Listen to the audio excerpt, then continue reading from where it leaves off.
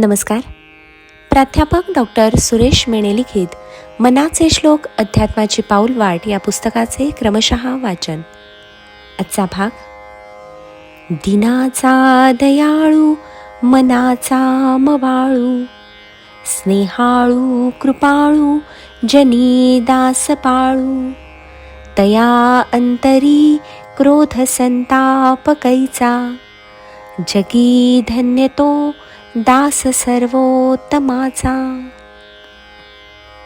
श्लोक क्रमांक 47 ते 56 या श्लोकामध्ये धन्य दासाचे जे गुणवर्णन समर्थांनी केले आहे त्याचा मागोवा घेतला तर आपल्या लक्षात येईल की समर्थांनी धन्य दासाचे लक्षण सांगताना तो जाणता भक्त म्हणून स्वतःची प्रतिमा निर्माण करतो, जो देवांच्या कार्यासाठी झिजतो, जो क्रियमाण कर्म करून स्वधर्माचे आचरण करतो, जसा बोलतो तसा वागतो, ज्याच्या अंतःकरणात षड्रिपूंना जागा नाही, जो सदैव नम्रपणे बोलतो, जो स्वतःशी सुखसंवाद साधतो, जो आपल्या मधुर बोलण्याने सर्व लोकांमध्ये प्रिय आहे, ज्याचा कधीही निश्चय ढळत नाही आणि प्रत्यक्ष देव ज्याच्या ऋणाईत होतो, असा भक्त हा भगवंताचा लाडका भक्त असतो. असा भक्त या सर्व गुणांनी मुक्त असेल तर आपोआपच त्याला देवत्व प्राप्त होते. तो गरिबांसाठी दयाळू असतो व मनाचा अतिशय हळवा असतो.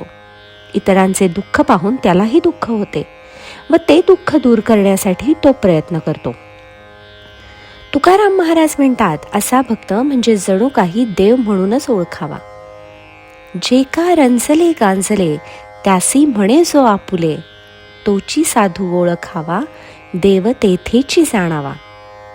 तसेच तो आपोआपच स्नेहशील वृत्तीचा व सर्वांवर कृपा करणारा असा होतो. आपपरभाव असा त्याच्यात राहतच नाही. तो सज्जनांवरही कृपा करतो व दुर्जनांनाही आपलेसे करण्याचा प्रयत्न करतो, अगदी एखाद्या दिव्यासारखा. जैसा दीप भलत्या ठिकाणी लाविला, तो चोर सावा सारखा झाला. तसेच असे सर्वांप्रती सारखेच ममत्व बाळगून असतात. असा सर्वगुण संपन्न भक्त असेल तर मग त्यांच्या अंतःकरणात क्रोध आणि संताप येणारच कुठून? एकदा का त्यांनी सगळ्यांवरच प्रीती करण्याचे ठरवले, आपपर भाव नाहीसा केला, तर मग क्रोध किंवा संताप कोणावर करणार? रागवणार तरी कुणावर? कुणाचे चुकले असले तरीही असे भक्त कमालीचे शांत व क्षमाशील प्रवृत्तीचे असतात. रागवणे त्यांना माहीतच नसते. नामदेव महाराजांची पोळी कुत्र्याने नेली तर ते त्याच्या पाठीमागे तुपाची वाटी घेऊन धावले. का? तर ती पोळी कोरडी होती म्हणून, त्यावर तूप ओतण्यासाठी. तेव्हा असे भक्त हे राग संताप याच्या पलीकडे गेलेले असतात व असे भक्त निश्चितच भगवंताचे लाडके असतात व ते आपल्या आदर्श वर्तणुकीने जगात धन्य होतात. जय जय रघुवीर समर्थ.